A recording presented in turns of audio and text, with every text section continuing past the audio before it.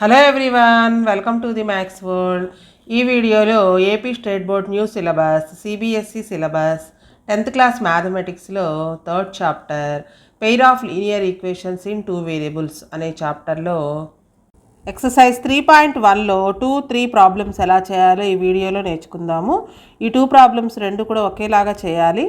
Comparing the ratios a1/a2, b1/b2, c1/c2 ఈ ratios compare చేయడం ద్వారా ఈ ఇచ్చిన ఈక్వేషన్స్ అనేవి ఇంటర్సెక్టింగ్ లైన్సా, ప్యారలల్ లైన్సా, కోయిన్సైడ్ లైన్సా అనేవి చెప్పాలి. అలానే థర్డ్ క్వశ్చన్ కూడా అంతే, రేషియోస్ కంపేర్ చేసి ఇచ్చిన ఈక్వేషన్స్ అనేవి కన్సిస్టెంటా లేదా ఇన్కన్సిస్టెంటా అనేది చెప్పాలి. సో ఈ 2 ప్రాబ్లమ్స్ చేయడానికి మనకు ఒక టేబులర్ ఫామ్ తెలిసి ఉండాలి. ఫస్ట్ ఆ టేబులర్ ఫామ్ నేర్చుకొని తర్వాత ఈ ప్రాబ్లమ్స్ని చేద్దాము.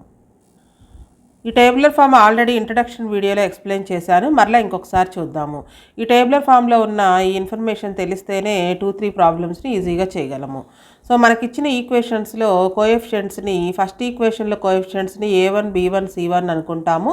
సెకండ్ ఈక్వేషన్లో ఉన్న కోఎఫిషియెంట్స్ని a2, b2, c2 అనుకుంటాము.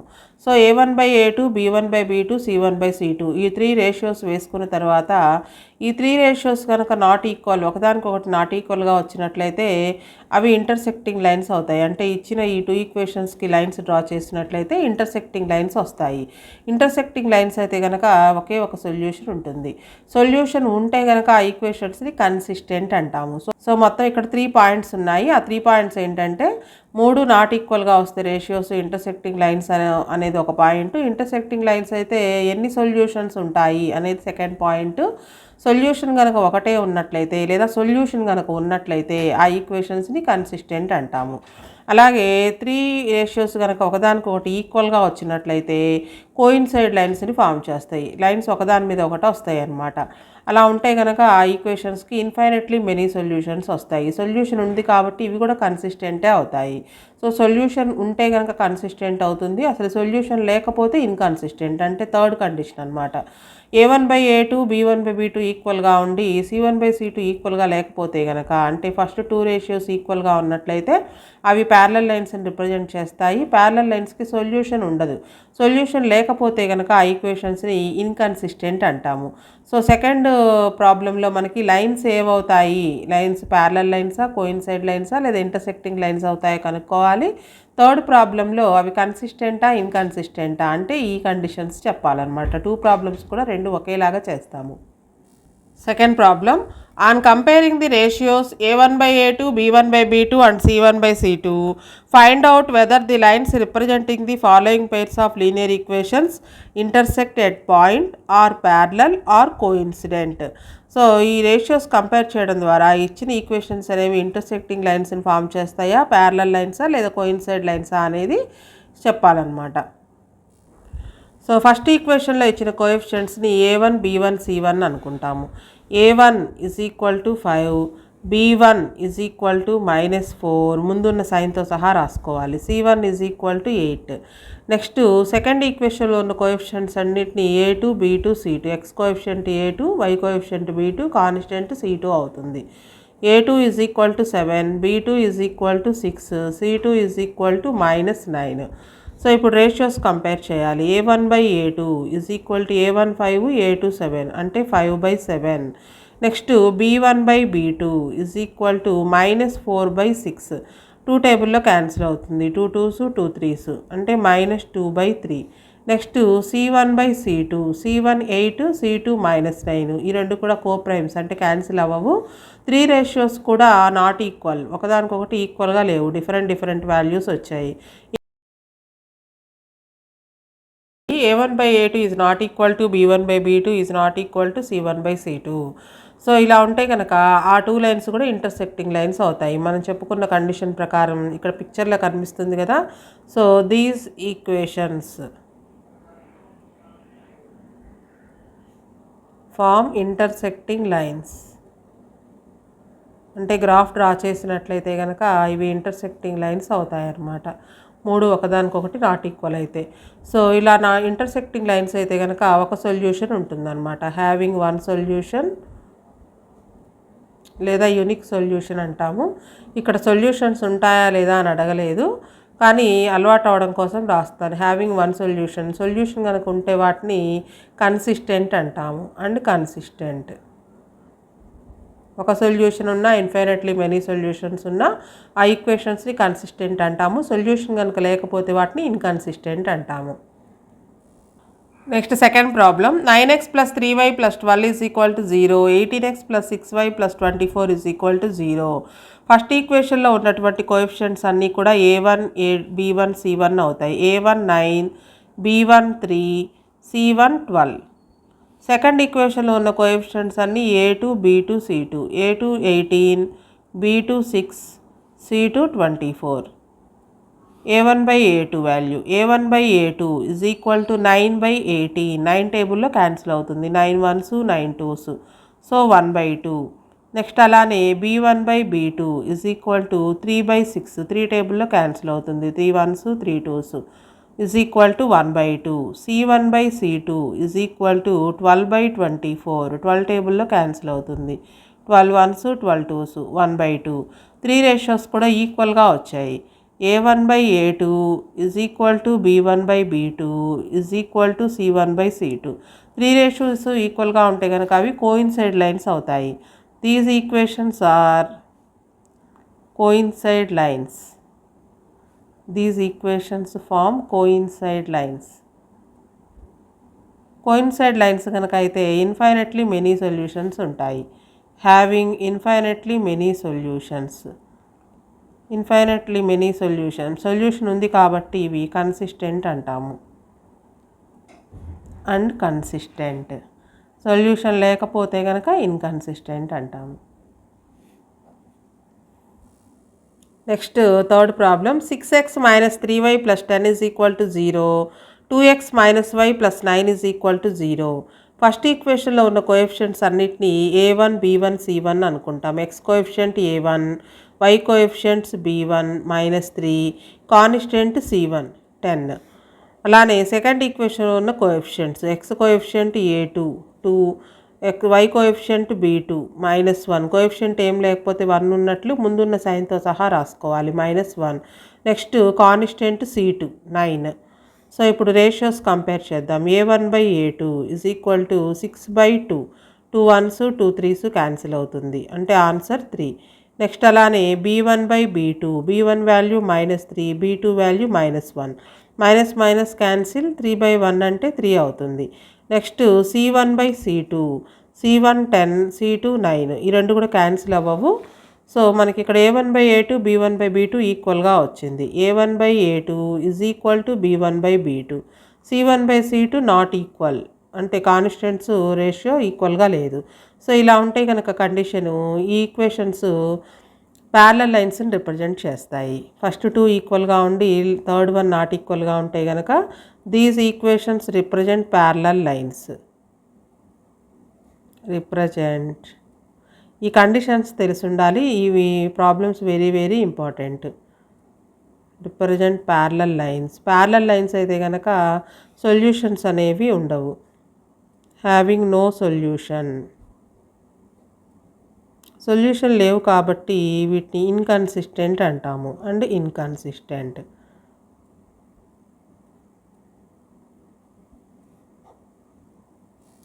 Next third problem. On comparing the ratios a1/a2, b1/b2 and c1/c2, find out whether the following pair of linear equations are consistent or inconsistent. Same second problem ఎలా చేసామో ఇది కూడా అలానే చేస్తాము. ఇక్కడ కండిషన్స్ని బట్టి మనకి సొల్యూషన్ కనుక ఉంటే కన్సిస్టెంట్ అని చెప్తాము, సొల్యూషన్ లేదు అని వస్తే కనుక ఇన్కన్సిస్టెంట్ అని చెప్తాము. సో ఫస్ట్ ఈక్వేషన్లో ఉన్న కోఎఫిషియంట్స్ని a1 b1 c1 అనుకుంటాము. మనం రాసేటప్పుడు జాగ్రత్తగా గమనించవలసింది ఏంటంటే రెండు ఈక్వేషన్స్లోనూ కాన్స్టెంట్స్ రైట్ సైడ్ కనుక ఉన్నట్లయితే మార్చాల్సిన పని లేదు. అదే ఒక ఈక్వేషన్లో రైట్ సైడ్ ఇచ్చి ఒక ఈక్వేషన్లో కనుక = లెఫ్ట్ సైడ్ ఇస్తే కనుక ఫస్ట్ ఈక్వేషన్లో ఉన్న కాన్స్టెంట్ టర్మ్ కూడా మనం లెఫ్ట్ సైడ్ తీసుకురావాలి. ఇక్కడ రెండు ఈక్వేషన్స్ ఒకేలాగా ఉన్నాయి కాబట్టి కోఎఫిషియంట్స్ని డైరెక్ట్గా రాసుకుందాము. x coefficient a1, y coefficient b1 +2, అలానే కాన్స్టెంట్ 5 అవుతుంది. సెకండ్ ఈక్వేషన్లో ఉన్న x coefficient a2 = 2, y coefficient b2 = -3, constant term c2 = 7. So compare చేద్దాం ratios. A1/A2 is equal to A1 3 A2 2. A1/A2 అంటే B3/2. Next B1/B2 is equal to B1 2 2/-3. Next అలానే C1/C2 is equal to 5/7.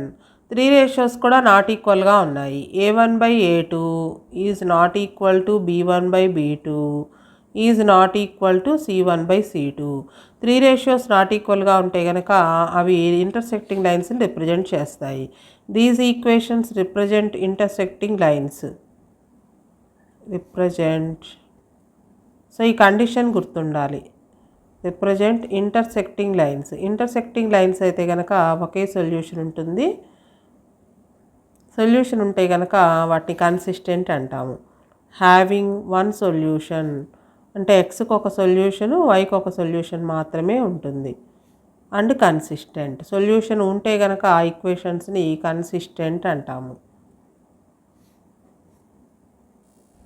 Next second problem. 2x - 3y is equal to 8, 4x - 6y is equal to 9. First ఈక్వేషన్లో ఉన్నటువంటి కోఎఫిషియంట్స్ని A1 B1 C1 అనుకుంటాము. A1 2, B1 is equal to -3, C1 is equal to 8. Constants terms రెండు right side అన్నా ఉండాలి లేదా రెండు left side అన్నా ఉండాలి. అవి చూసుకోండి ఒకసారి జాగ్రత్తగా.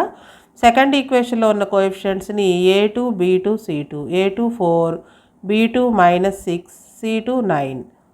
Comparing the ratios. A1/A2 is equal to 2/4. 2 టేబుల్లో క్యాన్సిల్ అవుతుంది. 2 1s 2 2s 1/2. Next B1/B2.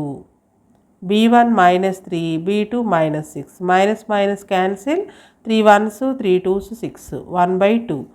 C1/C2 8/9. So A1/A2 ఈ రెండు ఈక్వల్గా ఉన్నాయి. C1/C2 నాట్ ఈక్వల్గా ఉంది. So A1/A2 is equal to B1/B2 is not equal to C1/C2. ఈ కండిషన్ కనుక ఉన్నట్లయితే ఇవి ప్యారలల్ లైన్స్ని రిప్రజెంట్ చేస్తాయి. So these equations represent parallel lines. Parallel lines అయితే సొల్యూషన్ ఉండదు. ఈ కండిషన్స్ అనేవి బాగా గుర్తుండాలి. ఉన్నది 3 కండిషన్సే కాబట్టి జాగ్రత్తగా నేర్చుకోండి. Represent parallel lines. Having no solution. Solution లేకపోతే ఆ ఈక్వేషన్స్ని ఇన్కన్సిస్టెంట్ అంటాము. And inconsistent.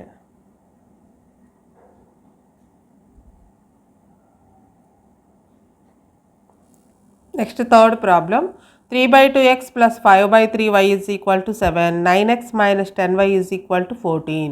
ఫస్ట్ ఈక్వేషన్లో ఉన్నటువంటి కోఎఫిషియంట్స్ని A1 B1 C1 అనుకుంటాము. A1 is equal to 3/2, B1 is equal to 5/3, C1 is equal to 7. Next second ఈక్వేషన్లో ఉన్న coefficients. X coefficient A2 9, y coefficient B2 is equal to -10, C2 is equal to 14. So ఇప్పుడు ratios compare చేద్దాం. A1/A2 is equal to 3/2 A1 value, A2 value 9. So డినామినేటర్లో ఉన్న 9/1, 9 అంటే 9/1 అని అర్థము. డినామినేటర్లో ఉన్నటువంటి ఫ్రాక్షన్ న్యూమరేటర్లోకి వస్తే కనుక రెసిప్రోకల్ అవుతుంది. అంటే 9/1 1/9 అవుతుంది. క్యాన్సిల్ అవుతుంది. ఇక్కడ 3 1s 3 3s. న్యూమరేటర్లో 1 1s 1, డినామినేటర్లో 2 3s 6. B1/B2 is equal to B1 5/3, B2 -10. -10ని -10/1 అని రాసుకోవచ్చు. సో డినామినేటర్లో ఉన్న ఫ్రాక్షన్ న్యూమరేటర్లోకి వస్తే న్యూమరేటర్లో ఉన్న ఫ్రాక్షన్ యాజ్ ఇట్ ఈజ్గా రాయాలి. డినామినేటర్లో ఉన్న ఫ్రాక్షన్ న్యూమరేటర్లోకి వచ్చినప్పుడు రెసిప్రోకల్ అవుతుంది. అంటే 10/1 కాస్త 1/10 అవుతుంది. మైనస్తో సహా రాసుకోవాలి. క్యాన్సిల్ అవుతుంది. 5 1s 5 2s. So 1 1s 1, 3 2s 6. ఒక నెంబర్కి మైనస్ ఉంది కాబట్టి -6 అవుతుంది. -1/6. నెక్స్ట్ అలానే C1/C2 7/14, 7 1s 7 2s క్యాన్సిల్ అవుతుంది. 1/2. సో ఈ రెండు ఈక్వల్ అని అనుకుంటారు. ఈక్వల్ కాదు. ఇదేమో +1/6, ఇది -1/6. So A1/A2 is not equal to B1/B2 is not equal to C1/C2. మూడు కూడా ఈక్వల్గా రాలేదు. డిఫరెంట్గా ఉన్నాయి. A1/A2 is not equal to B1/B2 is not equal to C1/C2. So these equation represents intersecting lines. These equations represent intersecting lines. 3 not equal అయితే కనుక ratios అవి intersecting lines అవుతాయి. ఇంటర్సెక్టింగ్ లైన్స్ కనుక అయినట్లయితే ఒకే ఒక సొల్యూషన్ ఉంటుంది. అంటే ఎక్స్కి ఒక సొల్యూషను, వైకి ఒక సొల్యూషను. హ్యావింగ్ వన్ సొల్యూషన్ లేదా యూనిక్ సొల్యూషన్ అంటాము. సొల్యూషన్ ఉంది కాబట్టి వీటిని కన్సిస్టెంట్ అంటాము అండ్ కన్సిస్టెంట్.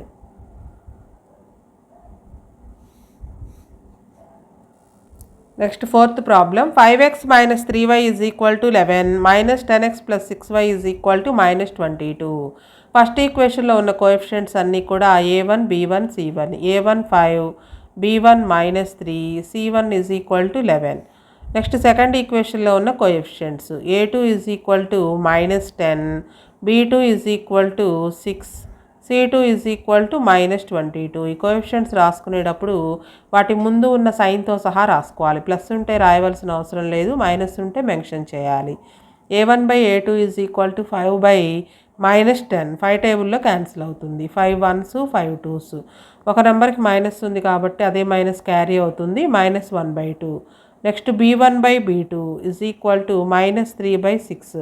3 టేబుల్లో క్యాన్సిల్ అవుతుంది. 3 1s 3 2s. ఒక నెంబర్కి మైనస్ ఉంది కాబట్టి -1/2. నెక్స్ట్ అలానే c1/c2 11/-22. 11 టేబుల్లో క్యాన్సిల్ అవుతుంది. 11 1s 11 2s. అలాగే ఒక నెంబర్కి మైనస్ ఉంది కాబట్టి -1/2. 3 రేషియోస్ కూడా ఈక్వల్గా వచ్చాయి.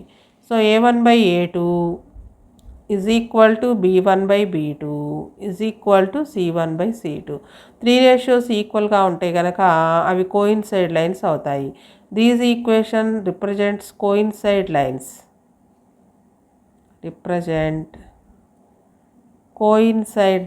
కోయిన్సైడ్ లైన్స్ కనుక అయితే ఇన్ఫైనెట్లీ మెనీ సొల్యూషన్స్ ఉంటాయి and having infinitely many solutions. Solutions కనుక ఉన్నట్లయితే అవి కన్సిస్టెంట్ అంటాము ఆ ఈక్వేషన్స్ని. Infinitely many solutions and consistent. ఒక సొల్యూషన్ ఉన్న, ఇన్ఫైనెట్లీ మెనీ సొల్యూషన్స్ ఉన్న ఆ ఈక్వేషన్స్ని కన్సిస్టెంట్ అంటాము. ఈ సొల్యూషన్ అసలు లేకపోతే కనుక ఇన్కన్సిస్టెంట్ అవుతుంది. Next fifth problem. 4/3x + 2y = 8, 2x + 3y = 12. First ఈక్వేషన్లో ఉన్న కోఎఫిషియంట్స్ అన్నీ కూడా a1 b1 c1. a1 value 4/3, b1 value 2, c1 value 8. Second ఈక్వేషన్లో ఉన్నటువంటి coefficients a2 = 2, b2 = 3, c2 = 12. First a1/a2 ratios compare చేద్దాం. 4/3/2. 2ని 2/1 అని రాసుకోవచ్చు. న్యూమరేటర్లో ఉన్న ఫ్రాక్షన్ యాజ్ ఇట్ ఈజ్గా రాసి డినామినేటర్లో ఉన్న ఫ్రాక్షన్ న్యూమరేటర్లోకి వచ్చినప్పుడు రెసిప్రోకల్ అవుతుంది, అంటే 1/2 అవుతుంది. క్యాన్సిల్ చేసినట్లయితే 2 1s 2 2s. సో న్యూమరేటర్లో ఉన్న 2 మల్టిప్లికేషన్ చేస్తే 2 1s 2, బై డినామినేటర్లో 3 ఉంది, 2/3. అలాగే b1/b2, b1 value 2, b2 value 3. Next c1/c2 8/12. 4 టేబుల్లో క్యాన్సిల్ అవుతుంది. 4 2s 4 3s, 2/3. 3 రేషియోస్ ఈక్వల్గా వచ్చాయి, 2/3 2/3 2/3. So a1/a2 = b1/b2 = c1/c2. 3 ratios ఈక్వల్గా ఉంటే కనుక అవి కోయిన్సైడ్ లైన్స్ని రిప్రజెంట్ చేస్తాయి. These equations represent coincide lines.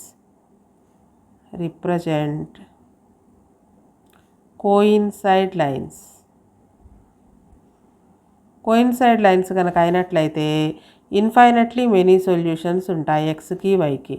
Having infinitely many solutions ఉన్నాయి కాబట్టి ఈ ఈక్వేషన్స్ని కన్సిస్టెంట్ అంటాము అండ్ కన్సిస్టెంట్. ఒక సొల్యూషన్ ఉన్న, ఇన్ఫైనెట్లీ మెనీ సొల్యూషన్స్ ఉన్న ఈక్వేషన్స్ని కన్సిస్టెంట్ అంటాము. సొల్యూషన్ లేకపోతే కనుక ఇన్కన్సిస్టెంట్ అంటాము. సో ఈ 2 ప్రాబ్లమ్స్ కూడా 4 మార్క్స్కి very very important, ratios compare చేయడం అనేది. అలానే 4th ప్రాబ్లము గ్రాఫికల్గా రిప్రజెంట్ చేస్తూ ఈక్వేషన్స్కి గ్రాఫ్ డ్రా చేసి వీటి సొల్యూషన్స్ కనుక్కోవాలి.